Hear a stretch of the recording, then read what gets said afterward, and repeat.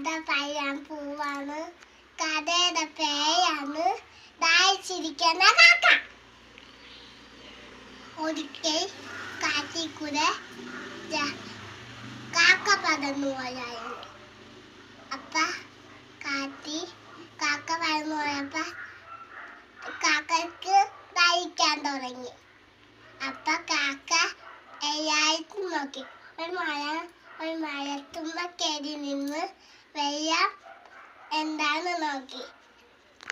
അപ്പൊ ദാഹിച്ചിട്ട് വയ്യ. ഒരു വീടിന്റെ മുകളിൽ കയറി ഇടന്നു.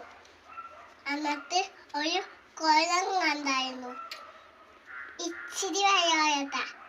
അപ്പൊ കാക്കക്ക് ചുണ്ടും കൊണ്ട് കൊത്തി കുടിക്കാൻ പറ്റണില്ല. ഇച്ചിരി ഒരു വെള്ളം. ആ തൊഴി കാക്കക്ക് എഴുതിയ തോന്നുന്നു. എന്തെഴുതിയ? കൈ കുളത്തുമെടുത്ത് പൊങ്ങി വന്നപ്പോ ഹാപ്പി ആയിട്ട് വെള്ളം കുടിച്ച് പറന്നു പോയോ. കൂട്ടുകാരെ, കൂട്ടുകാരെ.